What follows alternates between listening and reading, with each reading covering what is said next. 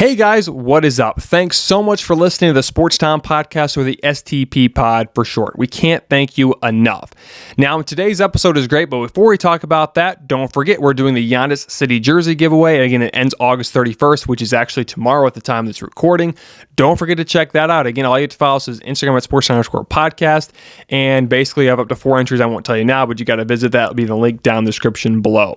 And of course, don't forget, guys, if you're listening on Apple Podcasts, Spotify, Pandora, all those audio platforms, don't forget to rate the podcast if you have not. It would be greatly appreciated. And also, but don't forget to subscribe to the YouTube channel if you have not. Feel free to comment. Again, the YouTube's getting really big. Again, I can't thank you guys enough. YouTube's been a great help, and it's been fun, and I've definitely enjoyed it over the last few months, or the last close to year I've been doing it. So again, thanks again so much, guys. I'm close to 700. So again, don't forget to feel free to comment, subscribe, do all that stuff. Don't forget to hit the bell for notifications to be updated when we release new videos. But again, yeah, thanks again for coming on, guys. It's been great. All right, so again, we just have one interview, and that is Jordan Skopp from the infofoulball.com. Again, that was a great conversation. We talked about baseball, but more about the dangers of foul ball, why there should be nets around baseball diamonds and stuff like that. It was a great talk. You can follow him on Instagram and Twitter. Again, the links are all down in the description below. But again, that was a great conversation. He's also a big Mets fan, so that was fun to talk about a little bit. But again, it was a great conversation. We can't thank you enough for coming on the STP pod, Jordan Skopp. Just a lot of things we talked about today. So again, it's a pretty big day despite only having one interview, but it was great. Again, we have the sports lightning round, questions from Instagram, highlight of the week, and much more. All right, let's get the episode started. Before we start today's episode, I'd like to give a quick shout to our sponsor of today's video, and that sponsor is our good friends over at helpyoufind.me. You're probably asking yourself, JJ, what is helpyoufind.me? Well, I'll tell you what it is. Peter Sanchez, the founder, creator, and owner, was originally worried about his daughter and his mom always asking him for his travel details. HelpYouFind.me was initially created for collective peace of mind. 48 hours. These are the most critical moments to find you in the event of an emergency, or worse, waiting for the legal process to access your important history information, which can take up to weeks upon weeks upon weeks. With HelpYouFind.me, you have your own secure and encrypted digital If I Go Missing file that can give you your most trusted people access to virtual information much sooner than the authorities. Each person you share with that has its own access rules, and everything is completely encrypted. Not even HelpYouFind.me can access it. This puts you in total control of your data.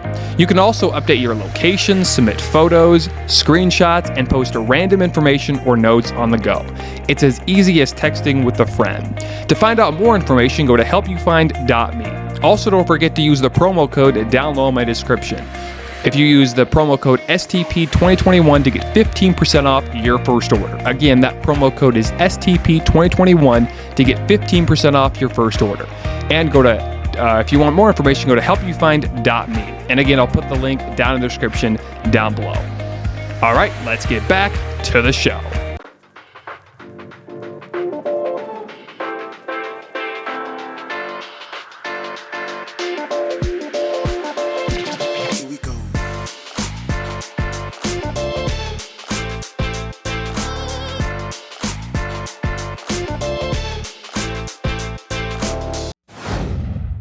Alrighty, it's time for a weekly poll question. Again, you can vote on Instagram and Facebook at Sportstown_podcast, or on Twitter at SportsTownPod. Again, that is every week you can vote on the poll question that we have a choice. Again, very soon it's going to be on our website. So again, don't forget to check out merchandise very soon.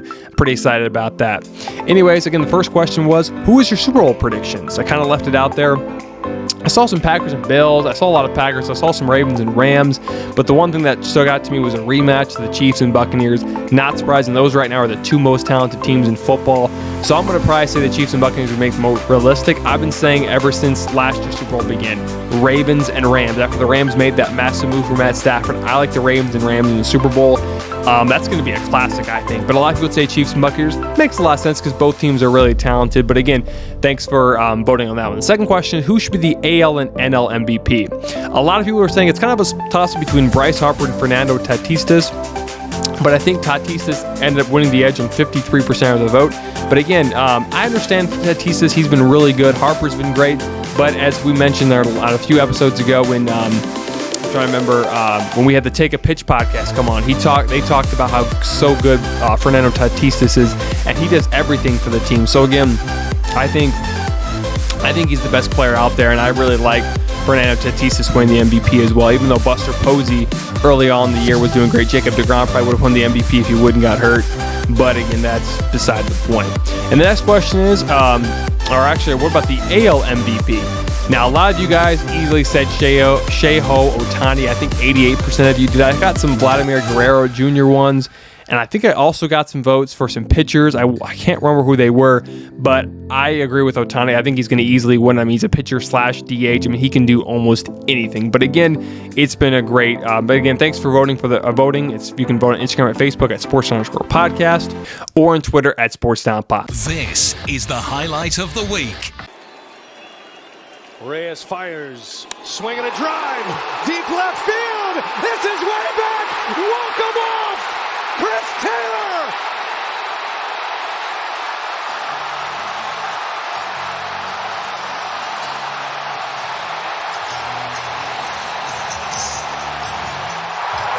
Well, that was a game for the ages, and unfortunately, being a Cardinals fan, that was a heartbreaker. Hopefully, we'll get back next year, but what a home run from Chris Taylor to send the Dodgers to San Francisco. They will play a best 3 out of 5. The two best teams are technically the second and third, or the best team in the Giants and probably the third best team in the Dodgers will play in the NL Divisional Series.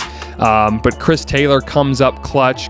Doesn't really play much of the game until being a pinch hitter in the 9th inning with 2 outs, hits a home run. Dodgers win 3-1. Of course, TBS was on the call. That was a great game. Unfortunately, again, I was a Cardinals fan, so it was disappointing to watch that, but congratulations to the Dodgers. Of course, Brian Anderson of TBS was on the call, so again, it was great to watch it. And of course, I really think that's why the MLB needs to add another team so they can have 1-6-2-5 or 3-4, do what the NFL used to do in 3-6-2-5 and give the 1-2 seeds a bye and do it 2 out of 3, kind of like they did last year, but not having 8 teams in each, just 6 teams in each league. But again, it's still a great atmosphere, and of course, thankfully, that second team gets in. The Cardinals, of course, had a 17-game winning streak at one time, but again, I think they need to change that up a little bit and maybe add another team in the playoffs and give the top 2 seeds a bye. But that's just my 2 cents. But again, congratulations to the Dodgers, all the Dodger fans. You're going to the next round, and what a clutch hit, or what a clutch home run from Chris Taylor. Again, the game, Brian Anderson of TBS was on the call. The STP Sports Lightning Round. Your biggest sports stories in the world this past week. The San Diego Padres have decided to part ways with manager Jace Tingler. The news was first reported on Wednesday. Tingler was the manager of the Padres for 2 seasons and had a record of 100, 116, and 106, mostly due to his historic 2020 season. Last season, the Padres shocked most baseball fans and made the playoffs the first time since 2006 with a record of 37 and 23. They also beat the Cardinals 2-1 in their first playoff series win since 1998. In 2021, they had huge expectations for the young, up-and-coming Padres. San Diego signed Fernando Tatis to a 14-year, $360 million extension. They also acquired Rays ace pitcher Blake Snell and Chicago Cubs pitcher Yu Darvish. The Padres started off the season hot and looked to challenge both the Dodgers and Giants for the top spot in the NL West. However, a late collapse by the Padres ended their playoff aspirations. San Diego Baseball Club finished the season a disappointing 79-83 in their 10th losing season in 11 years. They lost their final 21 of their 28 games and were officially eliminated 2 weeks before the season ended. This is what Padres GM Andy Preller said about the decision to let Tingler go. Ultimately, I felt like this was a change we needed to make in order to get us on that big stage. We feel like we have a talented roster and we have a team that should play into October. The decision today reflects that. After getting let go by the Padres, this is what Jace Tingler had to say. While I'm profoundly disappointed that our season ended far too soon, I know this team has a very bright future ahead. The Padres did offer Jace Tingler another job in the organization if he accepts it. With the Padres having one of the league's brightest and biggest stars, the San Diego manager job is very attractive. Although it is highly expected that the Padres will try to bring a manager with former managerial experience. Their last 2 managers, Jace Tingler and Andy Green, both were first-year head managers. It will be very interesting who the Padres choose to be their next head manager. Bears fans are finally getting what they wanted. On Wednesday, head coach Matt Nagy named rookie quarterback Justin Fields their starter for the rest of the season. The former Ohio State product filled in for veteran Andy Dalton after he injured his knee in a win versus the Bengals 20-17. Fields was drafted by the Bears with the 11th overall pick in last year's draft and was expected to start sometime later in the season. Although fourth-year head coach Matt Nagy's original plan was that Fields start later in the season. On Wednesday, Nagy addressed the media and released his plans about naming Fields a starter. He's done everything to show us that he's ready for his opportunity. The 22-year-old quarterback won his first game as a starter in the NFL with a 24-14 win over their division rival, the Detroit Lions. Fields threw for 209 yards and was 11 of 17. However, he did throw an interception, but it was tipped and wasn't really his fault. In his first two starts this season, Fields is 25 of 52 for 347 yards with a completion rating of 48.2, no touchdown passes, and 2 INTs. He had 17 carries for 55 yards and 1 touchdown. Matt Nagy also stated that about the former Bengals and Cowboy Andy Dalton. One thing that Andy has earned from me and our coaches is a hell a lot of a respect, because that guy is a freaking stud. I'm so glad he's on our team. This Sunday, the Bears will travel to Vegas and play the Raiders. The Raiders have the second best pass rush in the league, only behind the Browns. Justin Fields' first career start came against the Browns, and he mightily struggled. He was 6 of 20 for 60 yards with no touchdowns and no interceptions. The new Bears quarterback was sacked a horrendous 9 times versus the Browns. The Bears lost to Cleveland 26-9 in Week 3. Andy Dalton will now be the team's number 2 quarterback, while the Super Bowl 52 MVP, Nick Foles, was the team's number 3 quarterback. Bad news for the Lakers. Newly acquired free agent Trevor Ariza is set to miss at least 2 months. The veteran is undergoing surgery on his right ankle, according to the Lakers. The Lakers organization released the news on Wednesday night. This is bad news for the Lakers, as they were hoping he could potentially start for the 17-time NBA champions.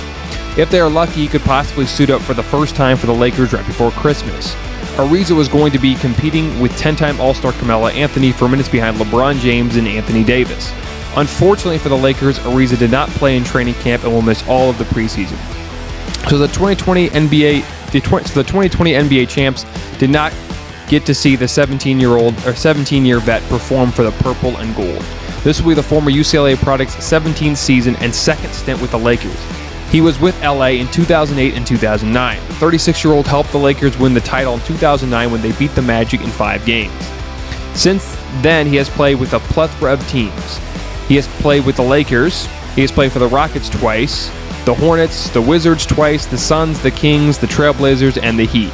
Last season for the Heat, Ariza averaged 9 points per game, 4.8 rebounds per game, and close to 2 assists per game in just 30 games. The Lakers might not sign another free agent to replace Ariza before the season begins on October 19th. The Lakers take on the Warriors to tip off the 2021/2022 NBA season. The Packers have signed former Cowboys linebacker Jalen Smith. Smith was released by the Cowboys on Tuesday night, shocking many football fans. Smith, however, did not need to wait long to find a new team. First reported by Tom Pelissero of the NFL Network, the Green Bay Packers are signing Smith to a 1-year deal. Smith was drafted by Dallas in the second round back in 2016, despite injuring his knee in his final game at Notre Dame. He missed all of 2016, but played every snap from 2018 to 2020. He even made the Pro Bowl in 2019. He finished the 2019 season with 142 total tackles, 83 solo tackles, 2.5 sacks, 2 forced fumbles, and a fumble recovery. He also had 1 interception in that same season. He signed a massive 5-year, $64 million contract by the Cowboys in 2019. However, with Dallas hiring Dan Quinn to be their new D coordinator, Smith did not fit the scheme of the former Falcons head coach. So Mike McCarthy had no choice but to let go of the 26-year-old linebacker. The Cowboys still owe Smith $7.2 million. The Packers signed Smith to get more help on the defensive side of the ball. All-pro pass rusher Zadarius Smith is out for a while with the back injury.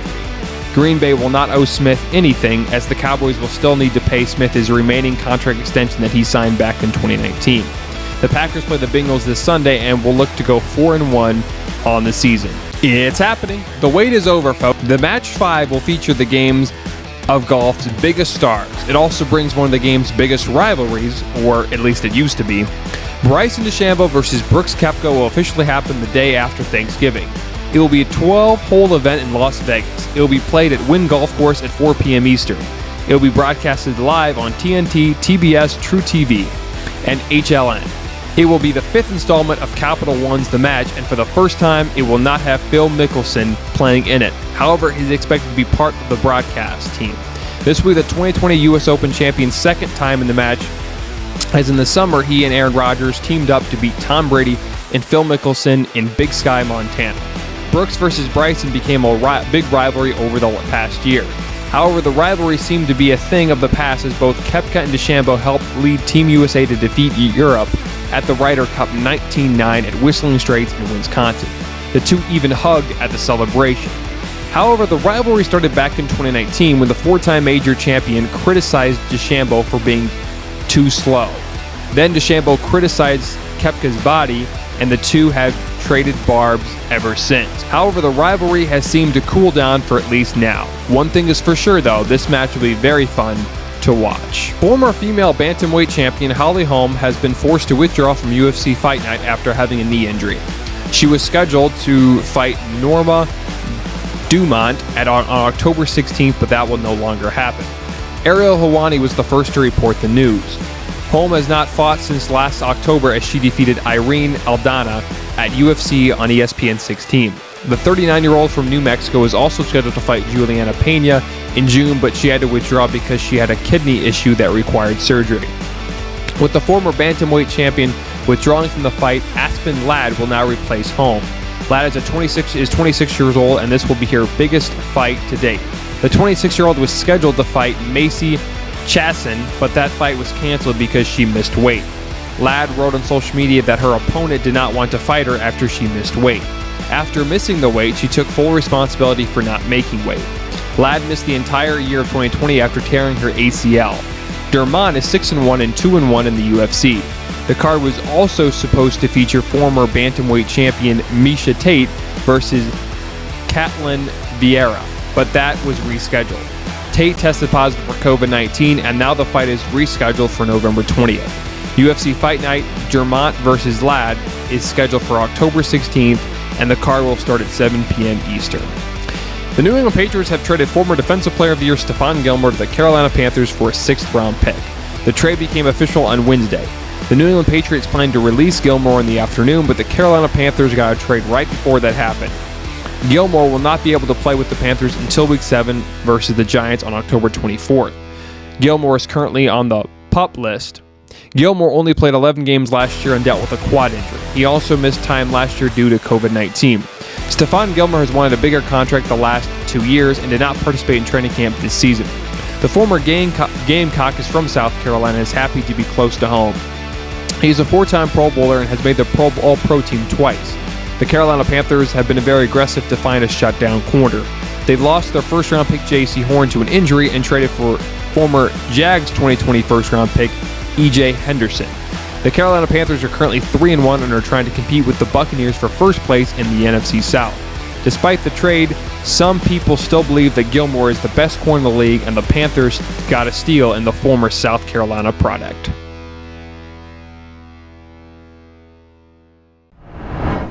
And now, on to our interview with Jordan Skopp.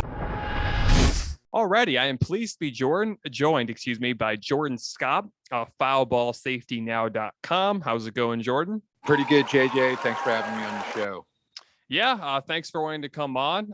If you want to first mention about if you just want to talk more about yourself so the people that are listening can somewhat know, if you can just introduce yourself and all that good stuff. Thanks. So I started something about 2 years ago, a foul ball safety initiative. I started writing letters, and about a year ago, I put together a website about called Foul Ball Safety Now, and it's a collection of stories. I've obtained some earned media, some really interesting articles, LA Times, People Magazine, Boston Globe. The issue of foul balls is clearly an issue that has not been addressed by Major League Baseball and minor league baseball for over 100 years. And as much as they may say certain things that they're doing nets or they're putting more nets in, or it's up to us to pay attention to the game, unfortunately, there's still serious injuries that are happening all the time, and happy to get into that with you all. And it's been quite a journey. The website is called foulballsafetynow.com. People who've been injured by foul balls from 40 years ago to the present time have been finding me. A lot of these families and a lot of these people are very bitter towards baseball because they've been seriously injured. They never really got a full acknowledgement from baseball when it comes to like apologies or medical bills paid for. They're not even watching baseball anymore. And as adults, they don't even want their new children playing baseball or watching baseball. So it's being passed down from generation to generation. NBC reported a couple of years ago, they had a big report which covered from 2012 to 2019, which implied about 800 injuries over 7 or 8 seasons. But that was only from 4 out of the 30 major league teams that participated in the study. It was independent contractors that work as first aid companies for these particular teams. The LA Times then reported they thought maybe with all the teams, if they participated in the study, possibly 4,500. On my website at Foul Ball Safety Now, I say 5,000 injuries from 2012 to 2019. And that suggests, not a good report for sure. So, and that's not even counting the minor leagues where there's 3 times as many more games. So I could keep going, JJ, but I figured you could throw a question or two in on that. Yeah, that's crazy. To be honest with you, I don't think much about the foul ball and about how much it affects people. But if you were, what you were just talking about is crazy. I didn't actually know that report. And what do you think the first thing Major League Baseball and the whole baseball system, what do you think they actually need to do in order to limit this?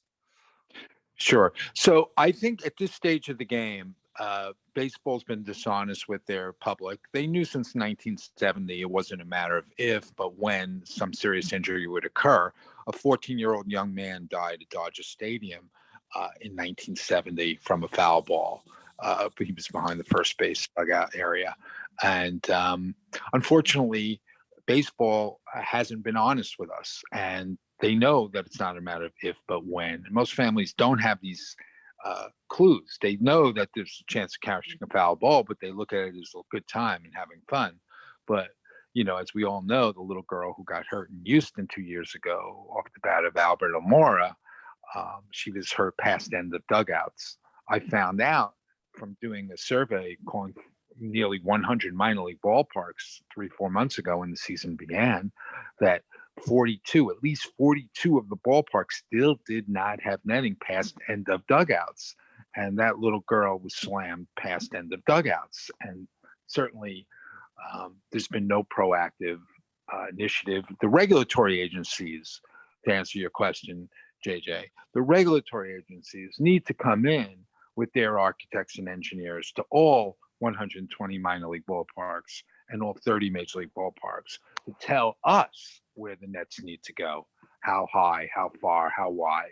And all ballparks need to eventually have a sign in it that says, it needs to have the sign yesterday, but it's not happening so fast, that these ballparks were inspected by the Independent Netting Council, which was part of some regulatory agency that certifies this ballpark as maiming free.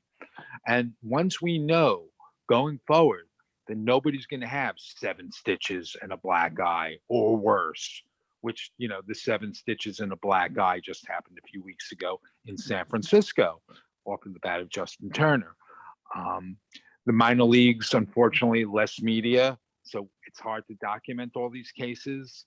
But like I said, if the LA Times took the NBC report and came up with 4,500 injuries. On my website, I said 5,000 injuries from 2012 to 2019, which doesn't even include the minor leagues. What are we talking about?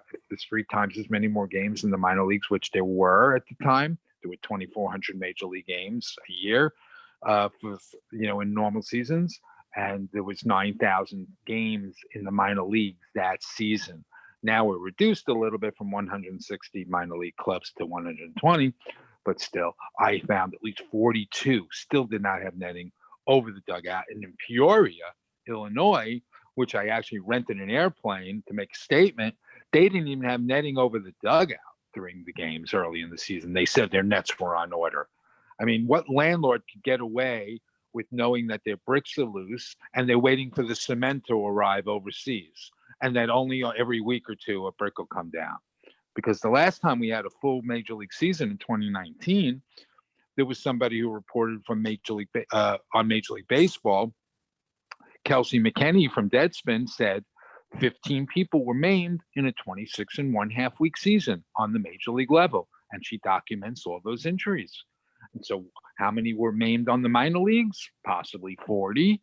I don't have those records. I also have from 2008 to 2019, 43 children maimed, mostly head injuries. Children from 2008 from 2008 to 2019, and those 43 accounted for mostly major leagues, but I do believe possibly it could be 2 to 3 times as more injuries on the minor leagues because they're just not counted, or there's less media, and the netting conditions are always lacking in the minors, and probably fall short to any standards. So I should take a break, JJ, and let you ask me some questions. I can keep going.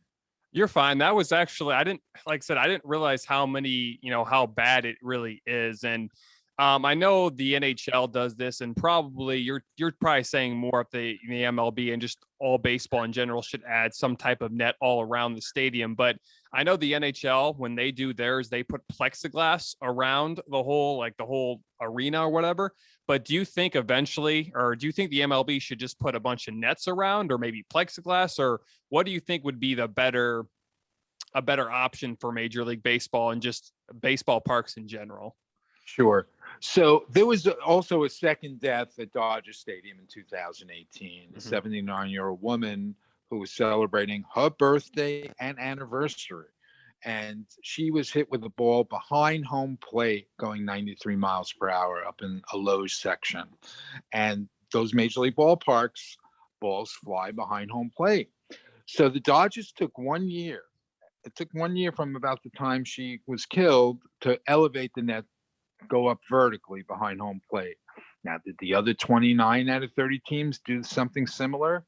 Because I remember going to games at Shea Stadium in New York when I would sit in the loge and the balls would come shooting back at you. So don't know if that exists at all the other 29 ballparks. The public is really not demanding it, netting, because if you look at the websites and the seating charts on my website at foulballsafetynow.com, I did a major league report and a minor league report. And all I really did was, it wasn't a 6-month study. It was me making calls to local box offices, to the 30 major league clubs and the 120 minor league clubs, in which I was fortunate to connect with nearly 100, which I have mentioned. 42 still had no netting over the dugout, and Peoria didn't even have, past the end of the dugout.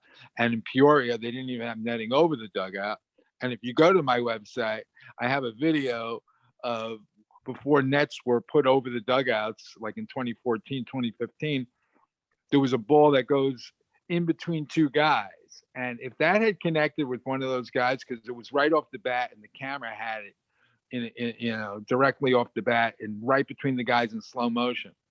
And if that had connected with one of those folks, they would have had some serious problems. I think that would have been the end of baseball in Tampa Bay that year. But unfortunately, we're a reactionary society. We're in baseball. We're not a preventive society. And in Japan, it's a different culture. They have, it's respect and dignity for their fan. And they have a whole culture centered around foul balls, about communication and allowing consenting adults to sit in certain excitement seats with gloves and nets. I doubt they allow children in those sections, but if you want to flirt with danger, they will give you a glove, they will give you a helmet, and they'll say, go ahead, go sit down there. I don't think, like I said, you can bring your kid. Now, what gives us the discretion to allow our kids to sit in these hot spots? There was another reminder in 2021 of something getting crushed on video. You could all Google 2021 Arizona beer can foul ball. And it was the beer can that time. It wasn't the person. Also past the end of the dugouts. I've identified at least 42 sources in the minor leagues. No netting past the dugouts. In Japan, it's a totally different environment. Their nets are much higher, and they also have people who are like attendants who are like blowing whistles when the balls do potentially come over the net to tell you. They even show animation. Some may say distasteful, but maybe it also reminds us that the message is strong. An animation of fans getting carted off in ambulances to show that you can get really hurt by a foul ball. So paying attention and staring without blinking for 3 hours is not going to do it. And watching your kid when they see and having signs are not going to prevent ricochets of 100 miles per hour going into the seats of hurting you or your kids. You're not capable of protecting your kids. And when baseball says things like, oh, our season ticket holders are calling us and they say they don't want nets, and they've been saying that's actually dishonest because they know the truth. When Bud Selleck gave the keys over to Rob Manfred, he made sure that Manfred, he says, you're an attorney, you make sure that door stays shut. And that door is all the data that baseball knows is a matter of not if, but when these injuries will continue. And nobody's ever seen that data. It's never gone into court. Anytime anyone has gone to court or has had an issue with a foul ball injury, usually they don't make it out of their lawyer's office because of that disclaimer on the back of the ticket, or now the e-ticket, that says we're not responsible. So the lawyer says you have no case. And then sometimes it gets to the early proceedings in the case, in the court, and then the judge says, sorry, guys, can't help you. The plaintiff loses, that it gets thrown out. And then once in a while, there's a plaintiff that makes some headway, like they are in Illinois right now, hopefully making some good progress in the courts. That's when baseball gets nervous. Because if the judge says we need to see what's behind that door at MLB headquarters, then MLB will make a settlement. MLB doesn't want that data, all those files spilling out, because then it'll expose that every time baseball said, oh, the fans are calling us and we don't want nets, or, oh, it's your responsibility to watch your kids. They'll be like, oh, no, now the regulatory agencies are going to be like all over us. And they'll say, well, if we knew this 50 years ago, we would have been all over you 50 years ago, and we would have told you where the nets need to go. So, similar to like what seatbelts happened like in the 1970s, when they kind of said, sorry, parents, it's no longer your discretion whether your kids could roll around the back anymore. They have to be in the belts. So that's one example for you. So chime in, JJ. Okay, so what I got from the whole thing is basically the MLB won't do anything until until more people make a stink about it. And eventually, as eventually the MLB once. So what I get from the interview is, or get one for what you're saying is basically once the people start talking more about it and start making a fuss about it, then the MLB will finally listen. But when do you actually think Major League Baseball will actually listen to the fans? And do you think it'll be like 10, 15 years, maybe sooner? I mean, how long do you think until they finally put protection around stadiums? Right. So it's been piecemeal, right? But there's no science behind it. If you speak to a netting installation company that installs nets, let's say in minor league ballparks, for some reason, with two ballparks with very similar dimensions, one, they'll do netting that goes to the end of the dugout and not further down. And another place, they may go all the way down to the foul pole where it's a better situation for the fan. So that may, the netting guy is probably wondering why they don't want me to do it all the way down to the foul pole. Like I said, it's really up to an independent netting council of like architects and engineers to go into all the 150 major league and minor league ballparks that are part of MLB. MLB pays the salaries of these minor league affiliates. So the Peoria Chiefs, who hosted games earlier this year with no nets, they were the worst of the worst. They had no nets at all starting the season above the dugout. And a couple of weeks into the season, I rented an airplane and flew a plane over there, which is also at the website, Foul Ball Safety Now. You could see the video of the plane flying over. We need independent netting counsel, which is part of a regulatory agency that tells us where the nets need to go. And if they want to have a debate or a forum, or they want to push back and say, no, those are too strict, we should still allow fans to sit here or there. Well, fine. At least we could have some sort of summit or some sort of roundtable, and there could be a debate, but there's been no debate. And it's only the fans that have been really rudely hurt that express this. And most fans are still perceiving baseball with, good, with foul balls, with good times. Now, I have a survey on my website, and how many people they surveyed. 78% of people, when asked, maybe they thought about the question, are you in favor of extended netting? And 78% of the fans seem to have been. But when you go on social media, I also have a very, very good 5-minute video that everyone should see. It's an ESPN production, and I really thought they did a great job. It was parallel to what I'm trying to do, in line with what I'm trying to do to get the message out. They did a 5-minute video segment, and that was about 2 years ago, and it had amazing views and amazing comments, or a lot of comments, 4,300 comments, 750,000 views. But what happens is they didn't continue promoting it. So it goes into the mothballs. Nobody sees it anymore. So I actually been spending money and putting it on my own social media and putting it on, out there so people can see it, because I feel it's important. ESPN might have gotten a call from MLB and said, all right, you did what you did, but don't promote it anymore. And they probably said yes. And the reason why is they're compromised because they have a huge contract with MLB. So I believe they received flack for doing a reasonably good job in informing fans. But like anything else, if you're not going to continue promoting it, it falls away. So obviously in the last year and a half, there were no comments, right? So it's like, whoa, it went from 4,300 comments to 0 because nobody was promoting it. So I'm spending money on social media and other places to make sure that people see this video. Even if ESPN doesn't want me to do it, I'm doing it anyhow. It's important. Okay. Yeah, and it seems like netting is the most logical idea. But what do you think there should be something else besides netting, or do you just think it should be netting all around the baseball stadiums?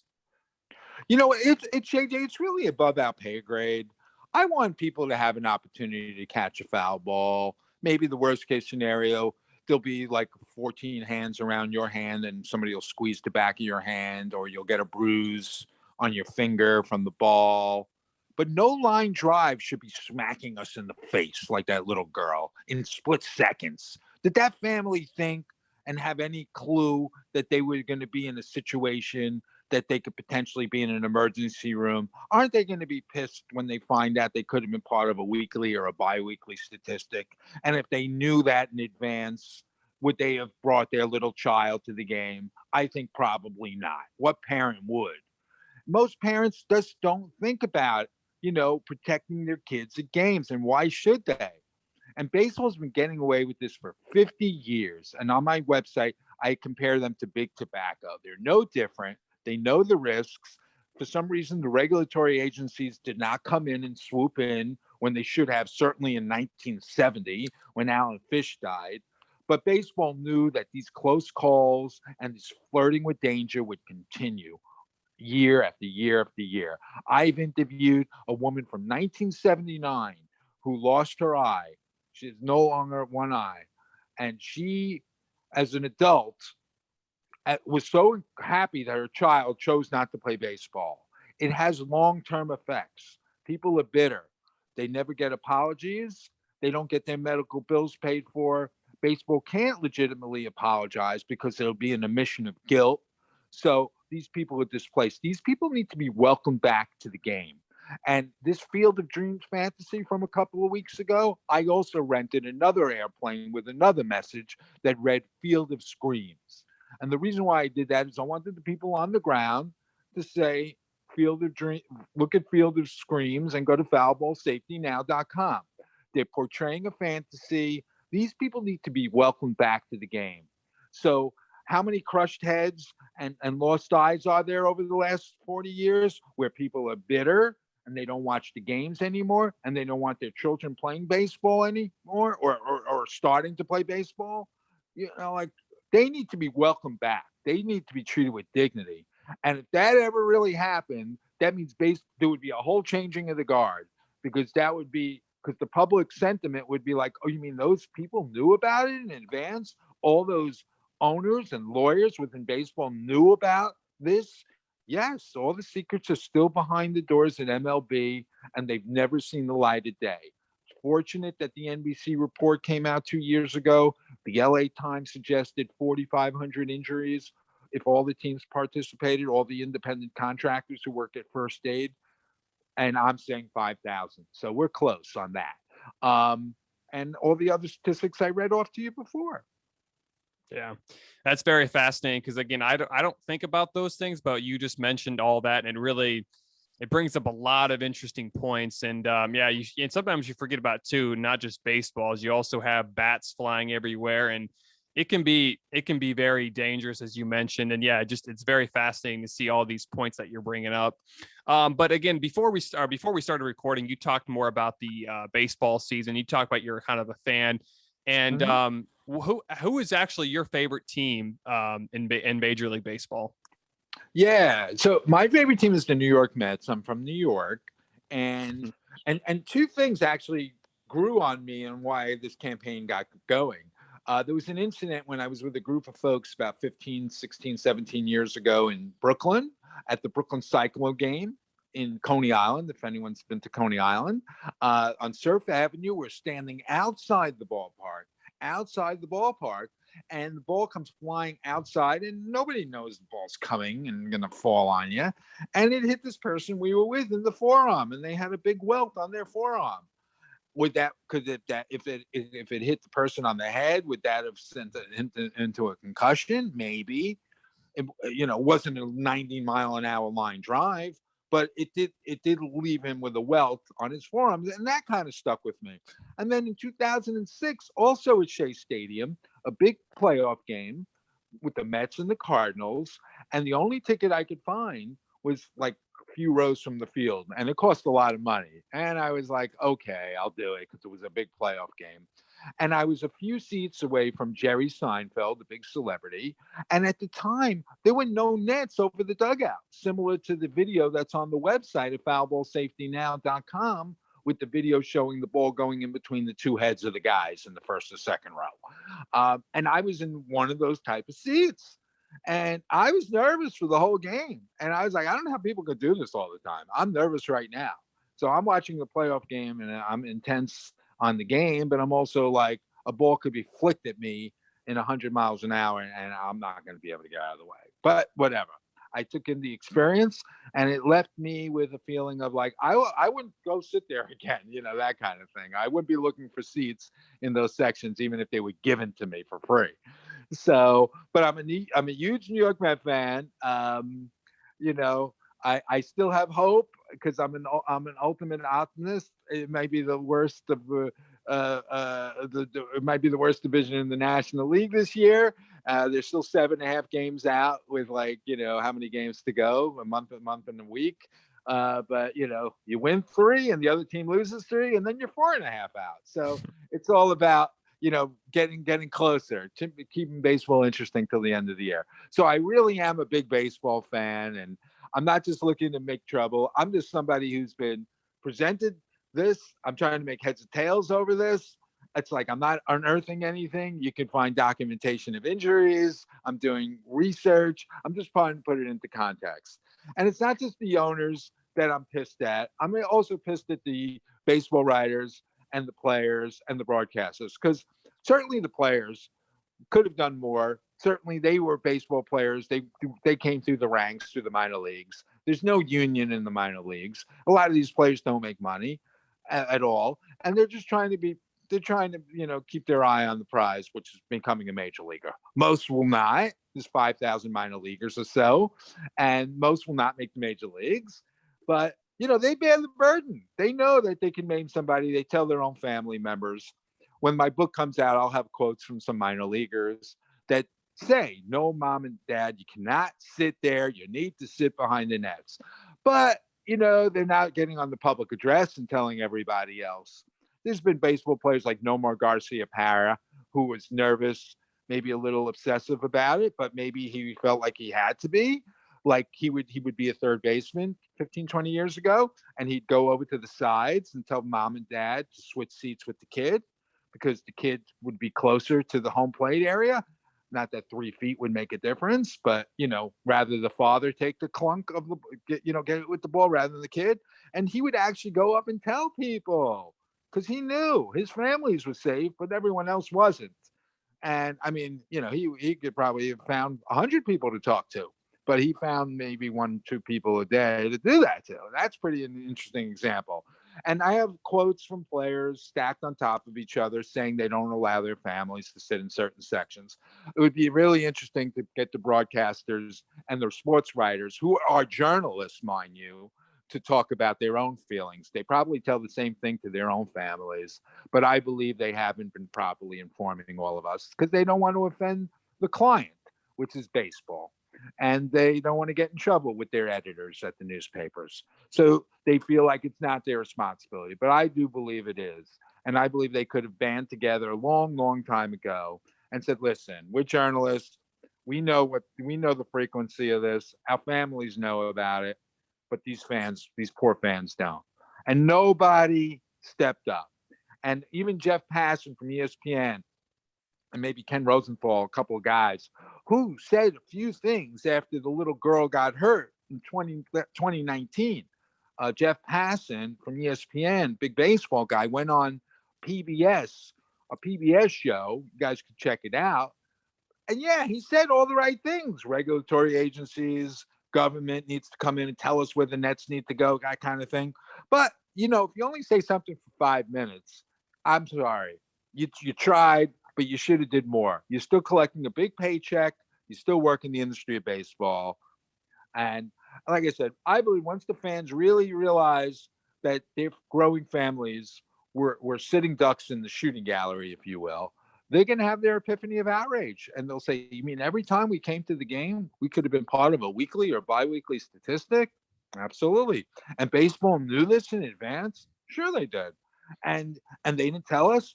Well, the only thing he told you was in microprint, which nobody ever saw. It was on the back of the ticket or the e-ticket. You don't really look at that. But if they ever put that up on the scoreboard and made those letters large, you'd have families asking the question right then and there, why are we sitting here with our growing kids? Or they would raise more questions. And nobody raises too many questions with microprint, unfortunately. And I still believe that most fans, based on my research in minor league ballparks and stadiums, when I inquired about where the nets were, they would say things like, really, you're the first one asking us about that. So clearly it's not been really conveyed. And these articles and these incidences, they're summaries of one particular incident. It's not that long article. It's not that investigative article that really covers it all. So my book's going to cover it at some point in time, and I think it's hopefully sooner rather than later. I have enough for a book. I don't have a large audience yet to share it with. So in the meanwhile, my door is open at foulballsafetynow.com to hear your story, whether it was 50 years ago or 20 years ago. Tell us your story, on or off the record. I'm easygoing. I have somebody who will help us with the interview. Just reach out and say hi. If you want to share a story, or if somebody wants to talk to me, you could go to the foulballsafetynow.com website, and you can check me out on the Facebooks and the Twitters. We're putting new things up. But yeah, certainly have any questions, JJ, about what I just shared, I'm happy to keep it going. Okay. Yeah. Thanks again. And again, all of his description, his website, and or the website will be all in the description down below. And of course, you mentioned you're a Mets fan, and you mentioned that was really cool that you went to a playoff game back in 2006 when the Mets were a lot better than they are now. But and before we we're very close to ending the interview. And again, I can't thank you so much for coming on, Jordan. But if the Mets don't make the playoffs this season, what do you think they need to do in free agency and in the offseason to get what they to finally make that playoff run, because they have the talented roster. I mean, they have Jacob deGrom, the best pitcher in the league, but it looks like he's done for the season. What do you think the Mets need to do in free agency for next season to get back in the postseason? Yeah, it's hard to say. I'm not a general manager. I'm ultimately an optimist. I like the guys that come through the system, and and hopefully, they come up through the system and they turn out they're going to be 10, 15-year guys with the team. But the Mets sometimes are guilty of using this, using that as their, oh, well, what they did last year was good and it's promising and we want to keep with those guys like Jeff McNeil and Dominic Smith.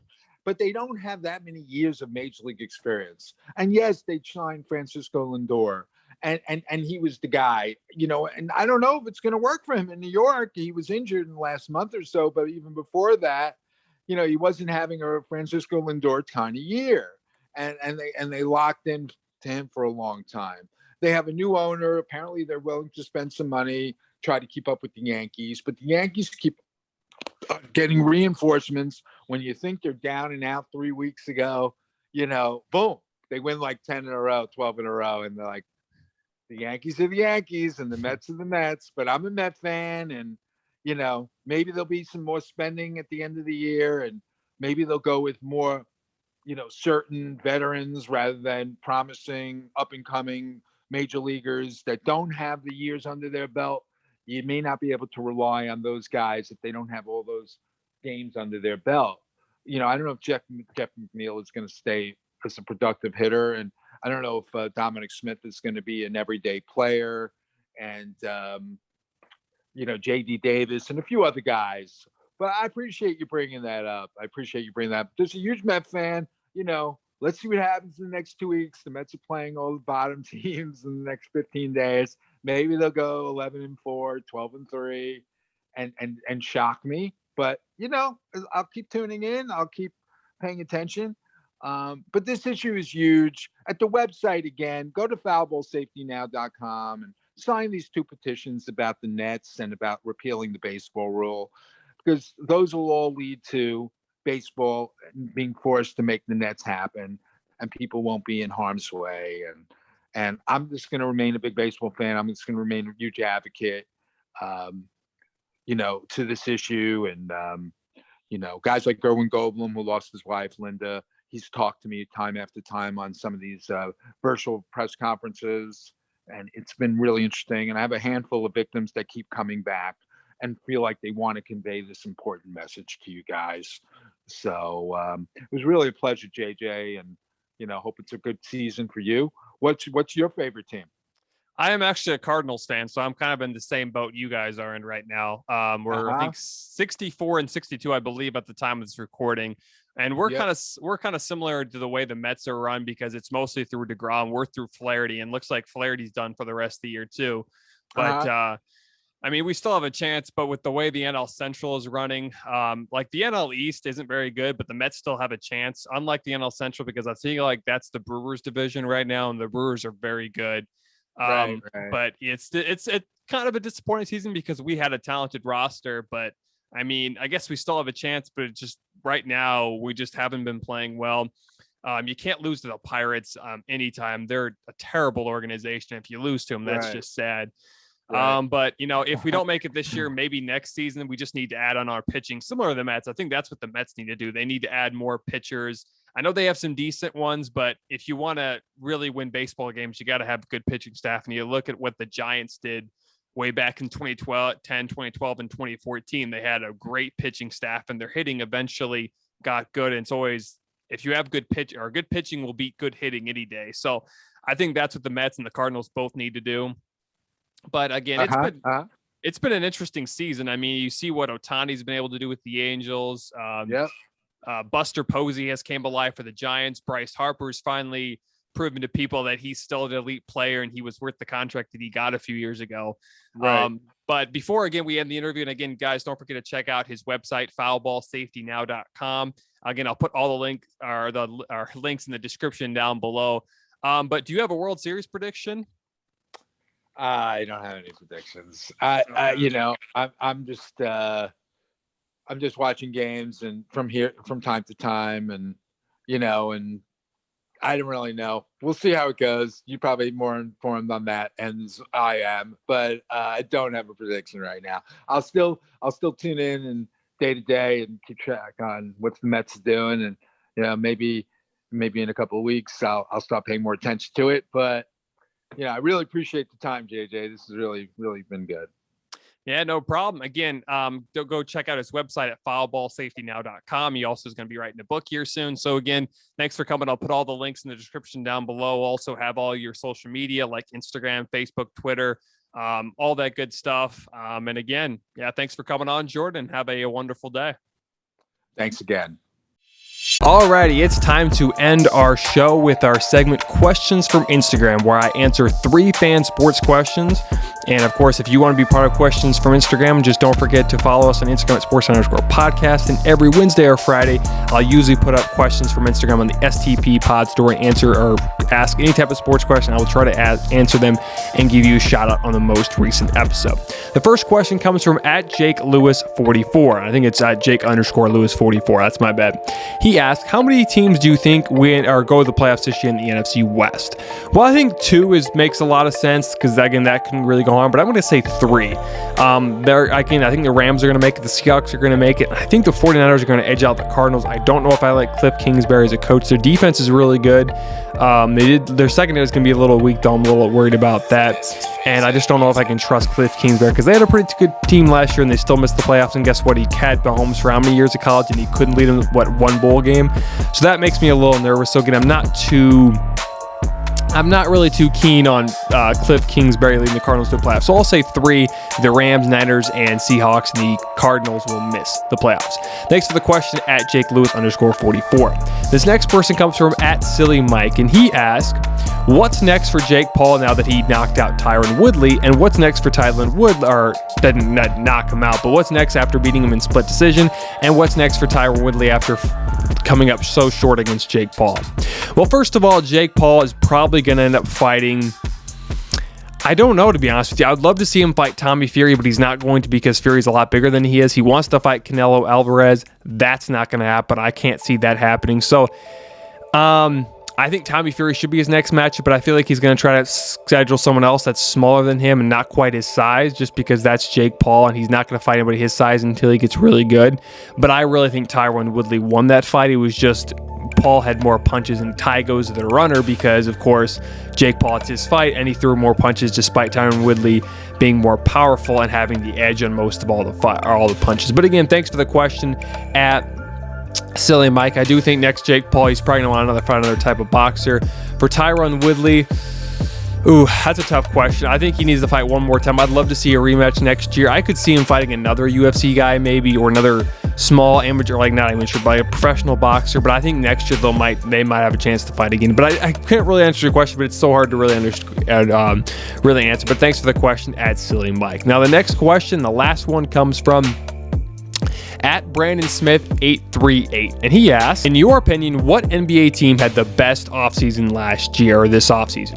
Well, a lot of people will say the Bulls. They had a great offseason. The Lakers had a great offseason. That's a very tough question. I mean, you really have to think about that. The most obvious answer, of course, would be the Lakers. The Knicks really didn't do a whole lot. The Bulls, of course, had a great free agency. I'm probably just going to say the Lakers just because. However, the Suns brought back Chris Paul, so that was a big signing. The Clippers did a great job. They pretty much brought all their band back together. Kawhi Leonard's back. Now Patrick Beverley's not there. They brought in Eric Bledsoe, but pretty much they got Nicholas Batum coming back. They got Serge Ibaka coming back.